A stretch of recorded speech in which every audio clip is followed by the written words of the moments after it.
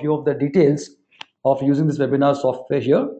Once again, welcome to this webinar on email communication. We're going to discuss the 7 common email mistakes which we make or our friends make and ways to avoid them. Before we start, a quick one on the software we're using. We're using the GoToWebinar software, which is the most popular webinar system. And here you got a few things which we can do. First and foremost, there's a facility to show hands. So anytime we do a quick show of hands, as we do in a classroom, we can always raise a hand and I can know that you are saying yes or no. Then there's a facility to mark a query or a text box on that in case you can't hear me or you got a query or you want to discuss something. Feel free to mark a query on that. So just to get things warmed up and started, all of you who can hear me clearly and who are able to see my screen, the title screen, please give a show of hands. All of you can hear me clearly and who can see my screen, please give a show of hands. There's a hand icon on your screen. You can click the hand icon and then I'll know that, okay, all is well and we're good to go. Okay, I can see a few hands up. And some of you who are searching for the hand symbol is right in front of you. It's an open palm. That's great. Couple of them were expected. Great. And apart from that, you can also see there is a text box in front of you, a text box wherein you can type anything you like, as in like anything you like to share with us. And through the text box, automatically, I can see your message and I can address it. That the text box is for you to communicate with me in terms of any queries, any concerns, or any difficulty, or any point you want to make, you can make through that. Yeah, that's the only two things you need right now.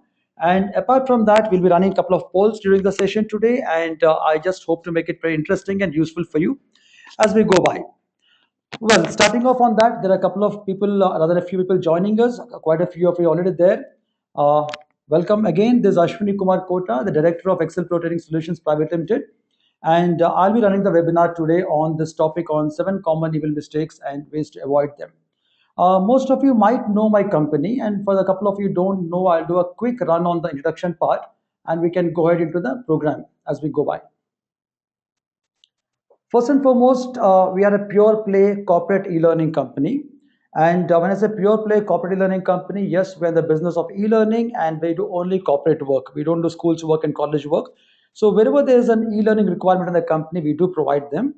So what kind of e-learning? Some of you might have seen the website and those of you have not. We are primarily into animation and game-based learning. So wherever there's a learning requirement, we create animations and we create games of sorts. We create them ourselves, and we can provide them to you to learn, where your team can use those animations and games to learn. Apart from that, we are also in the business of custom content development, which means if a company has got any content requirement, like suppose somebody is into, say, pharma, and they got a specific pharmaceutical training process or something on the factory, that training process can be converted into an e-learning program using various technologies and the instruction design techniques, which we have an expertise on. And we can give you a complete e-learning, which could be animation based or game based. It's all custom content development. Apart from that, just to give a brief physical location, we are based in Bombay and Bangalore, equally strong in both places in India. And we do have clientele spread across the globe. And as of today, I'm running this webinar based at Bangalore. It's a warm, sunny afternoon here today, and I hope it's the same in the other parts of the country and the world too. Going ahead, if you like to know anything more about us, like to know more about what we do, how we do, like to explore our games and activities, you can take a moment and visit us at excelprotrading.com at any point of time or mark me a mail. I'll be more than happy to be of assistance for you. On this quick introduction, now that you know who I am and what company I run, we'll proceed to the topic of today's webinar, that is 7 common mistakes what we make and ways to avoid them. A very important aspect to be considered is, why did I choose this topic? Just to give you a precursor, I keep running webinars almost every fortnight on various topics. And why do I do that? Well, it's more of a habit, because over the last 10 years, personally, I've been involved in consulting, coaching, and training. Another firm of mine, which is called Synergia Consulting, specializes in transforming SMEs, that is small and medium enterprises. And we do a lot of training programs in that. We do a lot of business consulting and executive coaching also. And while I've been working on it, there are about 60 odd topics which we have mastered, and those topics are there on the website. And every fortnight or so, I take one topic and I tend to do a webinar on that to connect with audience, to discuss things, and to see how best we can make things better for us and for the people around us. Now, email is something which we use day in and day out. And today, if you look at the day since morning, I'm sure all of you have at least replied to 10 emails, written 5 emails, scrapped 4 emails, seen 4 junk mails. And even if you've done nothing since morning, you've done something with email. It is not avoidable. Even if you want to, if you're in business, you cannot avoid email. Why is it so? In pure terms, it is just memos. So if you're in business, you have to communicate. If you have to communicate, emails are the best form of communication. And whenever we do something, जैसे हिंदी में कहा जाता है, आप अगर कभी कुछ करेंगे ही नहीं तो आपसे कोई गलती होगी ही नहीं. So if you don't do anything, there's no chance of making a mistake. But if you do something and you happen to do something regularly, the probability of making mistakes is absolutely there, by choice or by chance. Either ways, if there is a probability of making a mistake, we want to know which are the mistakes which are dangerous for us, which happen accidentally, or which happen because we just never knew that it's a mistake. We've been doing it all our lives. So those mistakes are very dangerous. They cost us dearly. And the worst case in email communication, which I've come across it with people day in and day out, it's just that people don't even know that they made a mistake. I'll share some examples with you as I go by. And sometimes we feel okay, the person who is learning email for the first time makes a mistake. It's not like that. I've seen CEOs, MDs, general managers, vice presidents, people in very good positions and people in place of power making email mistakes. And it's very embarrassing because it's like wearing a brown belt and a black shoes. As long as you don't know they're supposed to match, you can be very happy wearing them, but we look like clowns to people in front of us. So to avoid doing that, I want to do something on email mistakes. And then when I went to look at them, there were a whole bunch of them. I was going on counting 20, 30, 40, and I realized there's no point trying to address all of them. Let's do a quick ABC analysis. And that's what I've done. I've done an ABC analysis, and those mistakes which could cost us dearly or which are costing us dearly and the implications are high, I've taken 7 such mistakes and I'm going to share those with you today. And the webinar is being recorded. I'm going to place it on our LMS after some time. And even if you're not able to connect with me or you're in thoughts or you would like to ponder over them later on, you can always, we'll pass on the links to you. You can always go back and check upon the LMS. Coming back to the email mistakes. Now, the first and foremost mistake we can talk about, mistake number one is improper subject line. Improper subject line. Sounds funny, but it's that dangerous. Now, when I'm talking of improper subject line, it so happens that more often than not, we don't write good subject lines. So, on this quick note, I'm going to take a poll from you and let's see how we fare on subject lines. Okay, here's a poll just launched on your screen. All of you can see a poll over there. There's a question. Do you draft appropriate subject lines? Always, sometimes, new mails only? No. There are certain options. You are required to click on the appropriate option so that we all will know what's the kind of percentage of people we are normally. Okay, about 60% have voted. Pretty good.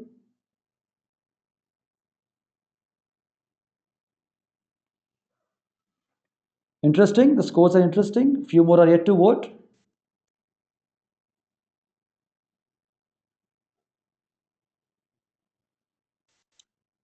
Great. I'm going to close the poll in another 10 seconds now. And those of you are figuring out, the question is very simple.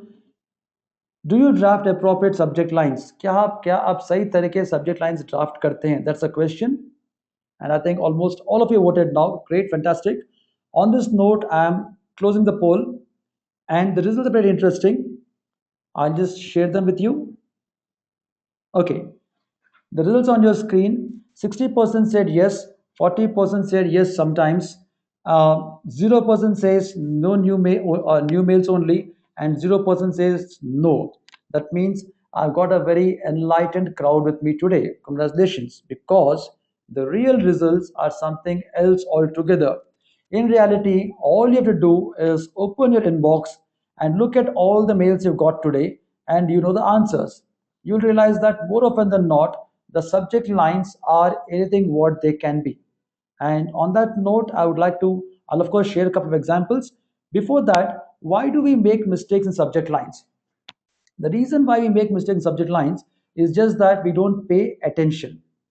Why we don't pay attention? Because we are so focused on what we are going to communicate in the email that we really don't care much about the subject line. I'm going to share a particular mail with you. Take a look at this. There's some forward mail came from somewhere. I'm just taking junk mail so that nobody's offended. There's no problem with that. Okay, if you look at this mail here in front of me, in front of you, what do you see here? We got fired up and ended with a big bang. Now, when I see a thing like we got fired up and ended with a big bang, can you see this here? This is a subject line.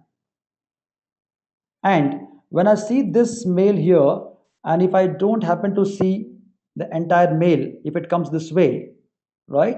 Now, and I take a look at it, what am I supposed to do? Am I supposed to understand the email, or am I supposed to figure out who got fired up, who got banged up, what happened, God knows what? Now, that is one such example, a classic example of writing inappropriate subject lines. Now, a subject line is extremely, extremely important and many a times it's neglected. My request in this case is do not neglect the subject line. And how do you do it? Very simple. Whenever we're writing a message, it is like the face of the message.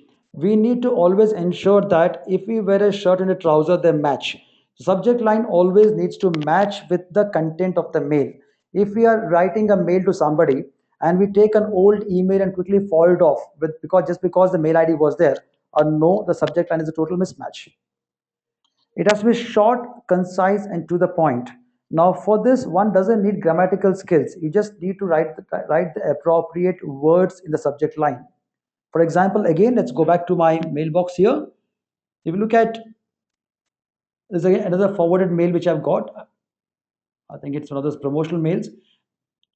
A company here is saying the only plan with terminal illness benefit. Now, automatically, it talks about a plan, it talks about terminal illness, it talks about benefit, and only. Moment I see this kind of a subject line, uh, whether it's a marketing mail or a regular mail, the subject line is complete. It's absolutely complete because I know whether I should click it to open it or I'm not supposed to click it. I know exactly what the mail is all about, and it helps me take a decision immediately. So, such subject lines which are concise, to the point, and are able to give a message exactly what the content of the mail is all about are beautiful subject lines. Try to write them that way. Sometimes some of us have a tendency to write extremely urgent, very important, please see immediately. Now, these kind of a words could be very dangerous. Why dangerous? Because words like free, urgent, important are commonly used by spammers or so-called marketing people who don't know what else to do. So they take one email message and thrash it out to all the mail IDs they can lay their hands upon. So, what some of the spam filters do is they catch hold of these words and they'll put your mail in spam. Many times it happens that we see our mails in spam folders long after the purpose has been defeated. So, if you would like your mails to be seen at the right time by the right person without going into a spam, always avoid unnecessary words like urgent, important, free, etc. Stick to the point. And a subject line always gives the message of conveys a professional message. So if you write a good subject line, the probability of you being seen as a professional person and your mail being open and read in the right light is always higher. And if you don't know what to expect from a person, you should not be writing mails, which means use expressive and compelling subject lines. Be specific, to the point, and express clearly. All said and done, a very important problem which comes here is about English. Many times it so happens people say, look, I don't know English so well. I'm not so good in English. So what am I supposed to do? I said, don't bother. As long as you know what you want to write, forget the grammar, put the words, and more or less you'll get your point across. Nobody's trying to become an English professor here. You just have to do your business well, write good lines, and move on with it. It's that simple. However, while writing a subject line, if you make a mistake, one, your mail could go to spam. Two, if your mail doesn't go to spam, the probability of the other person not paying the right attention to your email because he saw the subject line, got ticked off, opened the email, oh come on, drop it, and the whole thing goes into trash. So one, it is inappropriate. Two, you could lose your mail to spam. Three, it can be seen as something which is very unprofessional and could reflect on your image. On this note, let's take a quick check. Are we all clear on subject lines as to it being the number one mistake we make while we are writing emails? So I covered a few points here. So if you are very clear about it, give me a show of hands. And if you have a query on that, quickly post a query in the text box and I'll answer it immediately. Great. I see some hands coming up. That's great. I think most of you are clear. If any of you have a query, type in a text box and we'll address it as we go by. If no queries, you can raise a hand. Fantastic. That's good. Very good. We move on now. Before we proceed further, there seems to be a query. Let me just take a look at it. Okay, nothing yet.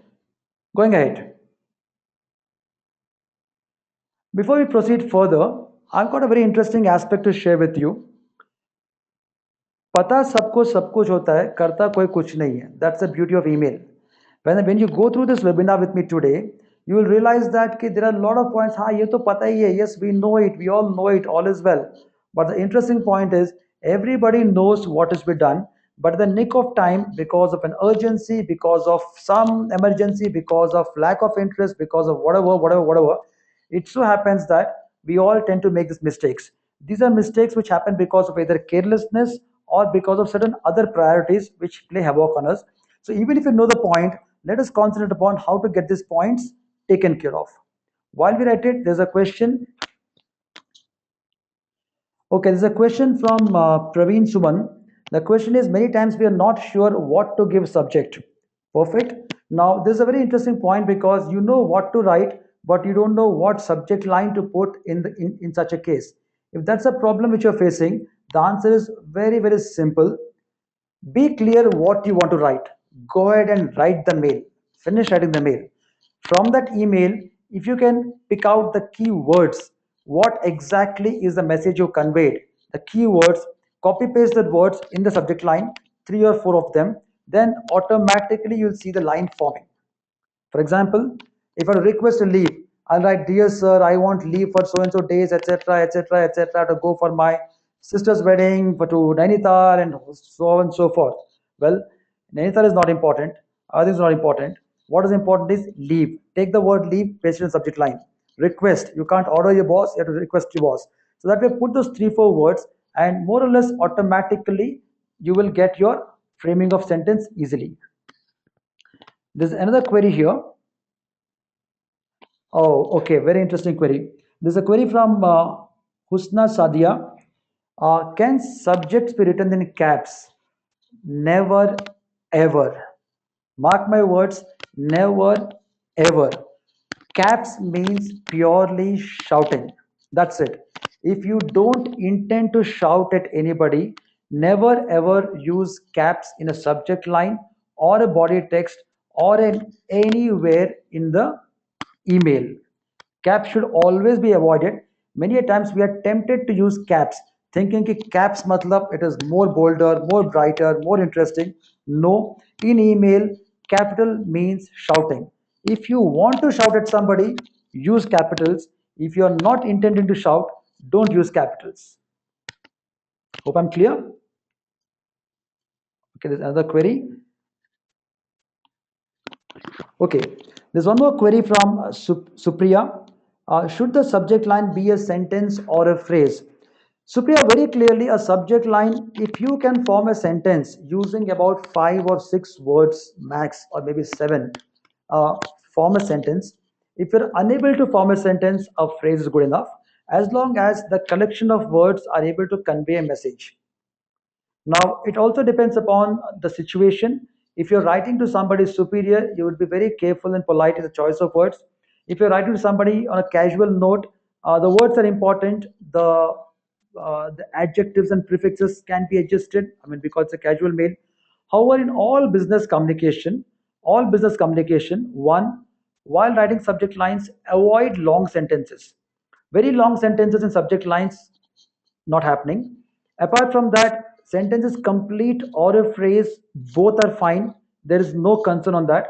Be comfortable as long as you are not miscommunicating. The risk of miscommunicating is always there. So read the subject line once. As long as it's not miscommunicating, a phrase or a sentence, both are absolutely fine. Hope you're good. Great. Moving ahead. Next point. Here we move to the next point, which talks about the tone of the message.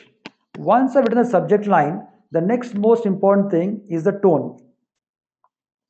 Why the tone? Well, you're writing a mail, but the other person is reading the mail. And whenever we're reading something, you'll realize that we read as if we are talking to somebody. Now, when you read a mail, you are actually creating an imagination, you're creating a flow. If you receive a mail from me tomorrow, hi, how are you? Hope things are fine. And then I write something about whatever I want to talk to you about. After reading, hi, how are you? Hope things are fine, automatically you're in a good mood. Straight away, if I jump to the point without putting the pleasantries in place, it so happens that the connect is broken and the right essence is not brought out. So to bring the right flavor in the other person's mind, it's always important to use pleasantries, what we call as salutations, etc. And more importantly, the tone of communication. Now, when we talk about a tone, all of us have learned about letter writing when we were children. We all have gone through letter writing examinations in English and so on and so forth. Similar thing holds good in email, but in a much more shorter fashion. How does it happen? When I'm writing a mail to a boss requesting for, say, a permission to take the day off today. Now the tone has to be of a requesting note. वो खटक नहीं सकता है. What we call it can't be harsh. Now I'm going to show you a little example here where the tone is something I would like you to take a look at. Nothing wrong about it. Okay. Here is a mail I got from somebody. Hello, sir. I was expecting a feedback on the trial assignment that I had sent you. I would like to know the decision that you have taken, as I haven't heard from you since then. Now, look at the tone here. He is a gentleman who has met me for some reasons, and then he's gone back and he was expecting something as a feedback, etc. If I look at this mail, I can be imagining that okay, the gentleman wants a feedback because it is saying feedback, but is he requesting a feedback? Is he expecting a feedback? In this case, he is not requesting a feedback. He is I'm expecting a feedback. You better give it to me, right? And I want to know what decision you've taken, as I haven't heard from you since then. How come I've not heard from you? Now I don't like this tone, and no points for guessing what happened to this candidate. Now, this is an offense which is committed unknowingly, accidentally. Such things happen in business emails. Now, when we write a mail, here's a gentle reminder mail, as I haven't heard from you, I did something, I haven't heard from you, I would like to know from you. But by the tone, it doesn't seem so. Accidentally, the person has used a tone which the person should not have used, and the person would have paid dearly for such a thing. So, that is something which we always want to avoid. And on this note, I think there's a little query. Let me take a look at that.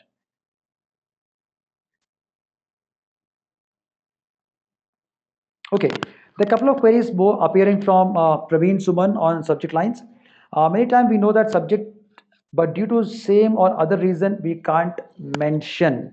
Okay, very interesting question, because if you're talking of something very confidential and it is such a thing that you cannot mention in the subject line. Now here is a catch to it. What cannot be mentioned in the subject line cannot be mentioned in the email either, because you write the email and the recipient sees the email. Of course it goes through a server, etc. So what cannot be mentioned in the subject line cannot be mentioned in the email either, and if it is not mentioned in the email either, what's the point of calling it a subject line? Example here. Say I am the HR manager of a company and I've seen that the one of the employees has committed theft. Okay. and I want to bring it up to the notice of the CEO of the company, and for whatever reasons better known to me, I have to write a mail. Now, can I write a mail, theft committed by Mr. So and so in the company? I can never do that because the emails pass through servers and there could be the possibility of a systems admin or somebody taking a look at it. Dangerous, not the risk. Now, in such a case, a very important question is email the right option? If you choose wisely, email is not the right option. But if for some reason you write an email, you just need to make a note, observe theft in the company, need to discuss with you, or need to discuss a theft in the company. In the mail, also in the body, you will write the same thing. I have come across a theft in the company, which I've seen by myself, and owing to confidentiality reasons, I can't discuss over the mail. Can you give me an appointment to come and speak to you in person? Very simple. So, what is the body of the mail? It is talking of a theft, and you want to meet the person and discuss with him. Now, the same message needs to be conveyed in the subject line also. So that way, if you see, there will not be a situation where you're writing a mail and the subject line is not supporting it.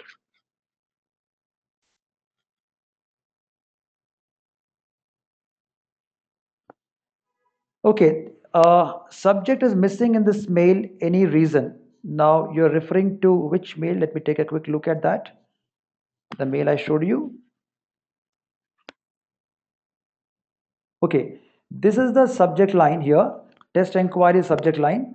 No, it's not missing. This is a subject line here. The gentleman chose to wrote two words, and I suppose it's their choice on this. Now going back into our second mistake, tone of the message.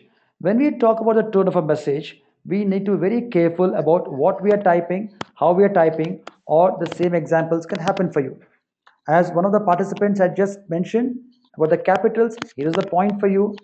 Whatever happens, do not use capitals in your emails, not in subject line, not in heading, not even your name in the signature. I've seen some people writing their names in bold capitals. Yes, you love your name, we appreciate that, but keep it simple, keep it polite, we like it more. Whenever we're replying emails, it's very important to choose the tone matching the tone in which the person has replied the email, has sent the email to us. For example, if I've got an email from a boss saying send me the report immediately, I cannot just write okay. I have to write, dear sir, sure, I will send the email by so and so time. So when we are writing an email, write it as if you're talking to the concerned person. Is it formal, is it informal? If it's formal, keep it short to the point. Emails are always there to stay. This is something I keep on repeating, but people seem to forget it. Emails are there for eternity. We may die, but emails don't need to die, they can live forever. So when you write an email, ensure that you're always polite and you are writing emails in a manner that you don't regret it for the rest of your lives. So always, as a habit, write polite emails, it's helpful. The third mistake which we make, which we tend to make more often than not, is not including email thread in your reply. Now, this is something which happens accidentally. But what is an email thread? Suppose you and I are exchanging mails constantly. You write an email, I reply to you, you reply back to me, and we're constantly writing emails. Now, when we are doing that, if I suddenly remember after 10 days, okay, this gentleman written the mail, I have to come back to him. I quickly surf in, open, try to check a mail, I don't find a mail, I write a new mail. Avoid doing that. If there is a conversation happening between you and somebody, ensure that you maintain the thread in the reply always. So when the person looks down, the person knows the sequence of communication, sequence of events, what you're communicating upon. Second very important thing in this case is that what if, say, we exchange mails today, we exchange 3 4 mails, and then we forgotten each other. After 3 months, for some reason, you need to communicate with me, and the reason is not the reason what we exchange the mails for today. And you suddenly take up your mail browser, pull up the old mail, type in the mail, and send it to me. Never do that. This is one mistake I see it repeating very often, very often. Now, what is the big idea of taking an old mail, putting a reply on it, and writing some content? And the subject line I get is reply of some antique mail. The content is something else, thread is something else. It miscommunicates. If it is a new topic, write a fresh mail. If it is an old topic we're discussing, always maintain the thread. So, pointers here: choose reply in case there is a sequence of a sequence happening. Otherwise, a new mail. Skim through previous emails to refresh yourself. So whenever you reply, you should be very careful in replying because I'll give you a classic example. Many times we send price quotes, and once you quote a price, then after 3 months the same inquiry comes again. Your prices have gone up. You give a different price altogether. And if you don't go through the past mails and you don't justify the reasoning, you might look like a fool to the client who will think you're giving a new price every time you speak to him. Such mistakes happen. I've seen them live. Next very important mistake, which almost all of us have committed at some point of time or the other, is the very lovely reply all. Just because there's an option on our mail browser doesn't mean we should exercise it without using caution and discretion. A reply all only means that you have an option to reply to all who have been marked in a mail to you. Suppose I write a mail to you and I put a CC to four people. Reply all would mean the mail would go to all the people marked in 2CC, etc. on the particular email. On this note, I think there's a query. I'll take a quick pause in this one.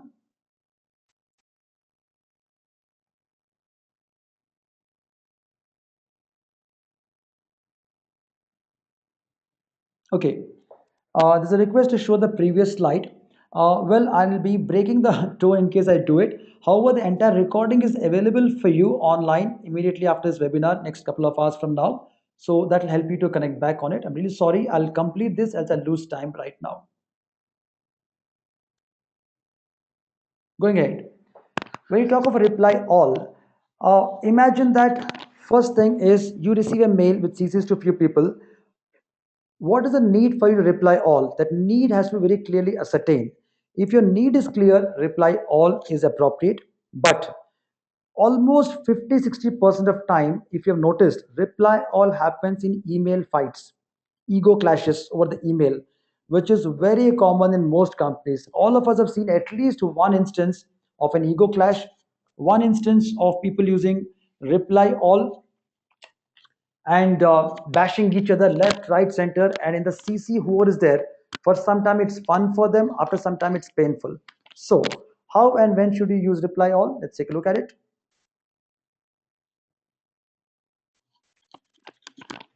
If you received a group mail and you are expected to reply, like suppose somebody has marked CCs to you and you expect to reply to all of them, yes, reply all, use reply all, but be very careful that sometimes in the browser, the moment you click reply all the names go into the to section.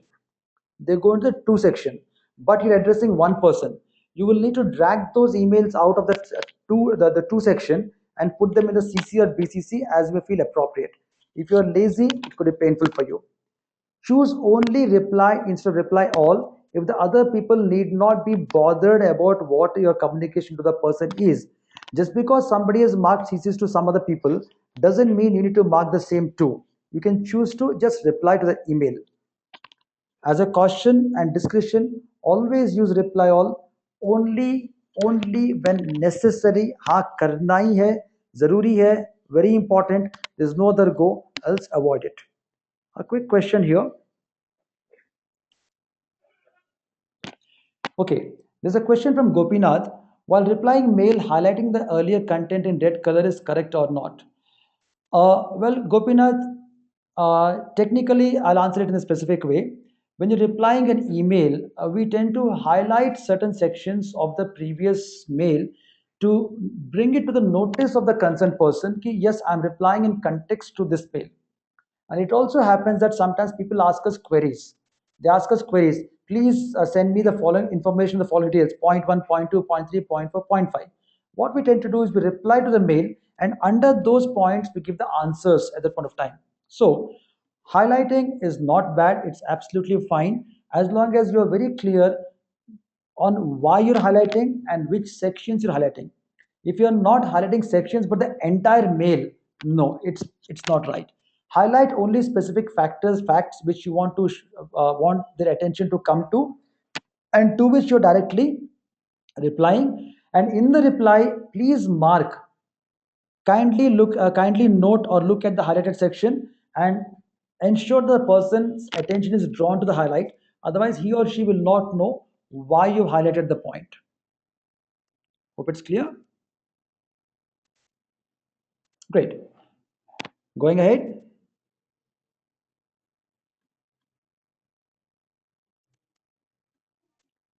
I was talking on CCs, so here we come to CCs here. Reply all, a cousin of reply all is CCing the world.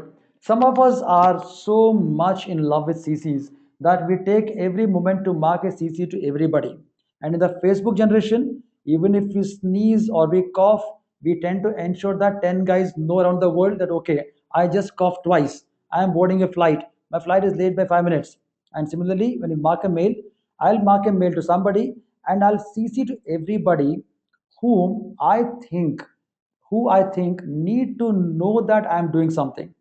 And I've seen companies, since I consult and train in companies, I've seen companies where employees mark CCs just to inform other people, like, look, guys, I'm working, I'm here, I'm working. Okay. If that's the case, it's bad. It's really bad. CC has got a very specific purpose. CC stands for carbon copy. Carbon copy. This terminology has been borrowed or has come down from the days of the memos, where memos used to be typed or handwritten, and there used to be carbon copies sent to various people with FYI. Suppose I'm writing a memo or a letter to a certain somebody, a copy had to be marked to another somebody, and that copy was for his or her information only, and it used to be filed. Because in emails we don't have a filing mechanism, they're being abused. So CC is only CC people who need to be informed of the particular action, but they are not required to act upon it.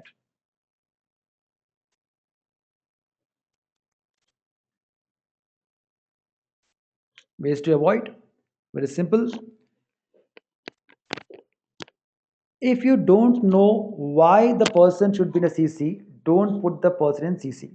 So there are always two kinds of people to every email. One, rather three kinds. One, a person to whom you're addressing it to. There's a call for action. अगर मैं आपको कुछ mail भेज रहा हूँ तो आपसे कुछ expected है. Either do something, talk something, write something, take a decision, some action. So the my mail is always marked to somebody, the intended recipient in this case. Now, along with the intended recipients, certain other people might be required to know about this communication or the attachment or that you have communicated, or as per protocol, there might be reasons for it. In such a case, you need to mark a CC to those people with a clear reason. And there might be certain people who need to know, but the intended recipient need not know about that person being marked. In that case, your marker, a BCC, is also called a blind carbon copy. Like the reply all, BCC is also a very dangerous tool. 99.99% there's no reason to use a BCC in today's communication, so try and avoid it. Usually 2 and CC is sufficient, and many times the people get confused, should I mark a BCC or not? I tell there's a better way to do it. First, write the mail to anybody you want to write the mail to, then take that mail from your sent mail and forward it to the person you want to send it to, and write why you want to send it to him. So instead of BCC, write a mail and forward the mail to the person. So if I write a mail to Mr. A and I want to put a BCC to B, and I don't want A to know that B is in the loop, why all the drama? Write a mail to A and finish off. Then take that mail, forward it to B. In that, write a different subject line. Tell B why you're sending the mail to him, and the matter gets closed. That's simple. Okay, I seem to have a query here. Let me take a look at it.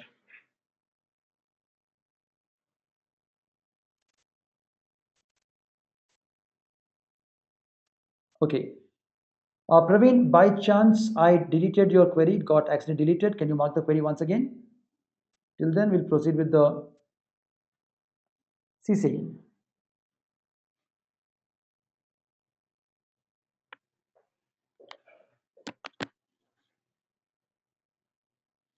Next thing is proofreading what you wrote. Now, this is something which all of us preach. We preach a lot. We all tend to preach a lot. Before that, there's a quick query from Praveen. I'll take a look at it and then we proceed to the proofreading part. Reply are not clear while we are receiving mail within two company, but within a company we can make it clear. Praveen, right now I am not clear about this message. Uh, I'm, I'll try to answer this by making some assumptions. Reply all not clear while we are receiving mail within two company, but within a company we can make it clear. I'm not sure, Praveen, what you're communicating, but just to put a point here, reply all, very simply put, when you click reply all, ensure that the mail is marked only to the person to whom you're marking it to, and everybody else is in a CC, and you know very clearly why the person is in the CC. That should take care of it automatically. Okay, a quick query as of now, rather quick poll. Let me do a quick poll with you and you'll enjoy it as we go by.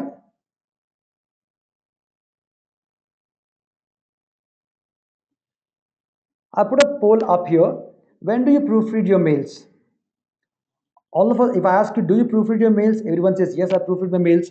The question is a little tricky here. Honest to a heart, when do you actually proofread your mails? Be frank here. I won't know your names. I only know the numbers here.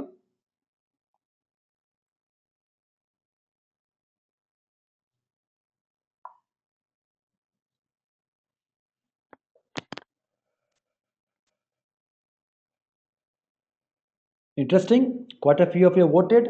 Couple of you are yet to vote. Go ahead. Be truthful. It's fun. It's interesting.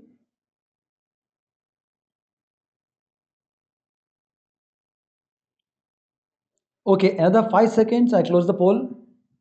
Make your decisions fast.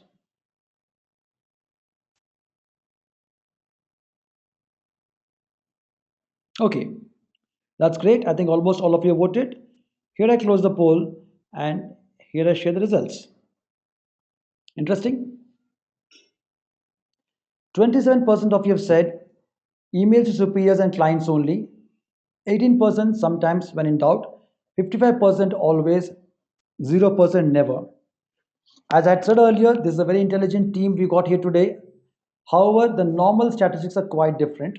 You will find that almost 50 to 60% people rarely bother to proofread, and the remaining ones proofread only when their tails are on fire, as in when they are writing a mail to a customer or a client with some facts and figures about some pricing, or when they're marking a mail to their boss and they know if they mark a stupid mail they get hammered. So these are the realities of life. However, what I need to point out here is your email is on display the moment it crosses your mail browser. So, at any point of time, when we have a situation where marking a mail, a composed mail, we need to mandatorily proofread it. If you don't have time to proofread your mail, why should the other person even bother about reading your mail? जिस चीज को आप खुद नहीं पढ़ना चाहते हो उसको दूसरा आदमी क्यों पढ़ेगा? Why will the person read it? It's a pretty interesting point at that. On this note, let me see if there's certain queries here.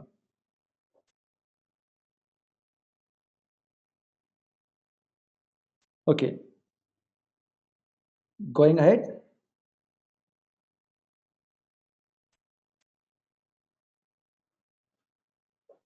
Always, if you're if you don't have time for your email, the intended recipient doesn't have time for it either. So as a good habit, now whenever we leave our house, we make it a point to look at ourselves in the mirror once. It's not because whether we are the most beautiful or the most smartest intelligent beings on earth. It's just that, am I okay, or have I unknowingly made a stupid mistake? Has Is there an ink blot on my shirt, or have I forgotten to comb my hair? Why? It's not because I'm going on a ramp modeling, what do you call it, a modeling ramp kind of a thing, but more importantly it's just that I don't want to look stupid. That's it. So if you can take care to look good, our emails also should look appropriate. So if you've written 5 lines, spend 5 seconds to read it. It's worth it. It'll avoid or prevent you from making a stupid unintended mistake. And many times The most dangerous part, which I really dread myself, is the today's email browsers. The browsers have got these additional features nowadays by which you get word wraps and auto text and all those things. So I'm trying to write something, I'm going on writing something, but when I look back, while typing, somewhere auto text is taken over and certain word has been formed, and the word is not what I wanted to communicate. And the word happens to be a stupid, funny word, I could be in trouble automatically. Always review and edit what you've written. Only when sure, send it across. No need to say this. Now, these are the kind of points for which I always keep saying, "Pata sabko sab kuch hai, karta koi kuch nahi." Now, how can I get people to read their emails? Well, there is no better way than to scare them. If you look at the mail I showed you some time back of a gentleman who had sent an email to me requesting me for a feedback on something, had he read the email once and realized, okay, when this gentleman reads this mail, is he going to reply to it? He probably would not have sent that mail in the first place. English is very important. Grammatical errors and spelling errors are always dangerous. We have spell checks in our browsers these days. Go ahead, use a spell check and make a little effort. It's worth it. Last point is emailing in anger. Emailing in anger. When I talk of emailing in anger, the reason I paused was I'm tempted to ask you a question, and I'm going to ask it now. How many of you have at least once emailed somebody in anger? Please give me a show of hands, frankly.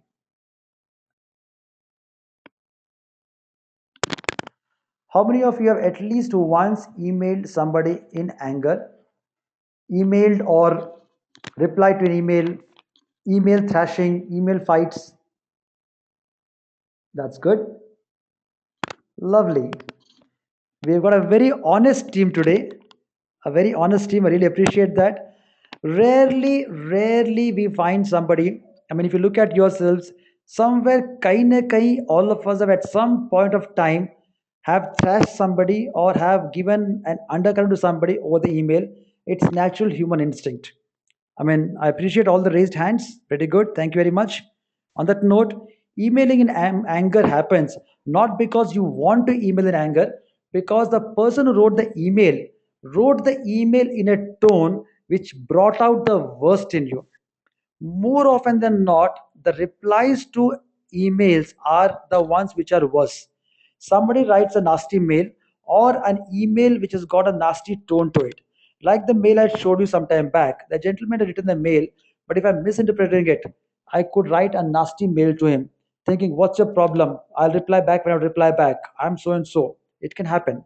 Now, more often than not, misinterpretation is one big reason why we end up writing emails in anger. So, the answer is emailing in anger don't go hand in hand. You need to either email professionally or enjoy your anger. You can't do both. So, how do you do it? It's very simple. If you're angry, go ahead, write an email, draft it. उससे क्या होता है भड़ास निकल जाती है whatever you put up till your neck it comes out because if you speak about something or write about something you feel light, so go ahead and draft the mail. But there's a fantastic facility called save draft in all our mail browsers today. Just save the draft, don't send it. Don't send it. Why? Because when you send it, it is no longer your property, the whole world can see it. Save the draft, it's your property. If it is an evening, sleep over it. Next day morning, come back. If you're still as angry as you are, go ahead and send it. It's worth it. But after some time, after a couple of hours, or after a day, if you feel, oh no, I was too harsh or not worth it, let it be. Why do I need to wash my dirty linen in public? If such a thing comes through, no, don't write that email. If you ask me, it is not worth writing an angry email because at the end of it, if you see the email after 3 months or 6 months, you are the one who's going to sit and regret over it. So never ever write an email in anger. So when in anger, when you're feeling angry, I can't stop you from feeling angry, but if you're feeling angry, go ahead and draft the email, save it. Otherwise, just don't write it.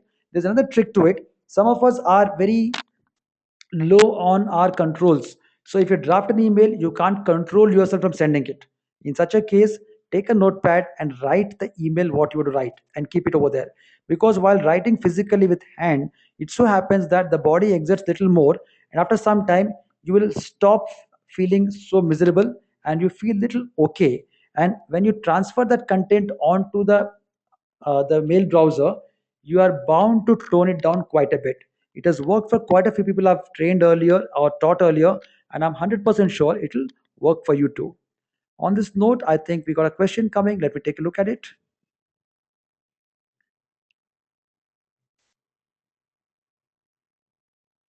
Okay. Praveen has got another very interesting question. What about using short form in mail body? Yeah, I deliberately avoided this as one of the many points I could not bring into the first seven. Short forms are always best avoided in email. Like you see you later becomes C space U space LTR. No, don't do that, because there is a very high possibility of miscommunication, because you're writing a short form, the other person might not understand a short form, right? I'll give you a very classic example. A gentleman wrote a mail to one of my team members sometime back. The team member joined recently, and the gentleman wrote a mail. Can you develop an e-learning program for she training? Okay, SHE training. Now, what was understood here was training women, but what actually the gentleman was meaning was safety, health, and environment training. Zameen asman ka farak hai. Any abbreviation, any short forms could be dangerous. Try and avoid it. What if it demands? Well, a short form is never demanded at any point of time. A short form is always a choice. Why we make the choice? We make the choice only because we don't want to type so much. Short forms arrived out of SMS, the texting world, not out of email. Because the email, your entire keypad is in front of you. Whatever you can write in short form, you can punch in two more lines. There's no harm in it. You can happily do it. What about using smiles in email? Now, this is a query by Gopinath. Gopinath, there is no harm in using smiles in email, and emoticons, as the word is used. They're called emoticons because they're used to express emotions which otherwise you can't express it. However, use discretion in using emoticons, because if the other person is in a comfortable rapport with you where you can use an emoticon, feel free to use it. But suppose I'm writing a mail to the managing director of a company and I use an emoticon, and I'm the HR manager, the MD might not take it very nicely. He might take it very casually. So when sure, go ahead and do it. Okay, Durga has got a very interesting question. Subject line doubt, can brackets be used? No, avoid brackets in subject line, because any special symbols are best avoided. They could lead to spam. Brackets, star marks, hash marks, backslash, slash, they are not required to be used. And as such, there is always a better way to put a subject line without a bracket. Hyphen is the max I suggest you can use it. Okay, Praveen again. The demand was, the query was about the anger mail. How much ever a situation demands, Praveen, how much ever situation demands, never write an angry mail. If you really really want to take it out, pick up the phone, take it out, finish it off, and write a mail as discussed over the phone. Kindly look into the matter, and the matter is closed. That's simple. So if you really want to get into a personal duel with a person, if it's required kind of a thing, whatever it is, I don't know how it can be required, go ahead and do it verbally over the phone, but not on the mail. Fantastic. Now, on this note, we have come to the end of the line, and this is where the end is. So, it was, I hope, a very useful webinar for you. And my intention was to cover a few points, which are like at least about 7 points here. At least 7 points, which are very critical, very important, very useful, and very simple. And I hope you benefited from it. And just giving you a little rider on that, next week we are launching our game-based learning on email communication and all the other topics also. The entire thing is going to go gamified. So if you are looking forward to any game-based learning, some of it is totally free, some of it is subscribed. We'll be sending you mailers with the links to that. Feel free to enjoy the experience, send us a feedback. We intend to make it very, very useful, enjoyable for you. And we keep doing webinars every fortnight. We'll post you with the emails. Kindly give us a feedback, and we look forward to seeing you in our future emails too. And before I close for the day, there are a couple of queries which I would like to answer. I think there are some queries coming still. Let me answer them before I close. Is regards necessary? Durga, regards is always necessary, maybe not exactly as regards as a word, which means before you close it, you need to close it in a particular fashion. You can say regard, you can say thank you, you can write any other word, but regards is the most commonly accepted word which says, okay, my mail has ended now, I'm going ahead with my signature and thank you. So regards is always more or less necessary. Okay. Richa has got a very interesting point here. Can we have a recap on all the 7 points? Sure, Richa. We'll surely give you a recap in the next 2 minutes. Let me answer all the questions and then I'll go for a recap immediately. Perfect. I think the queries are through. Let's run through the recap as fast as we can. I'll take another 2 minutes of your time.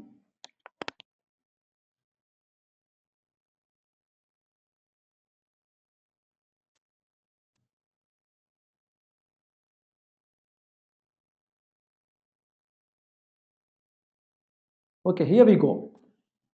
And for those of you who missed out or it was a little heavy, the first point, first mistake is improper subject line.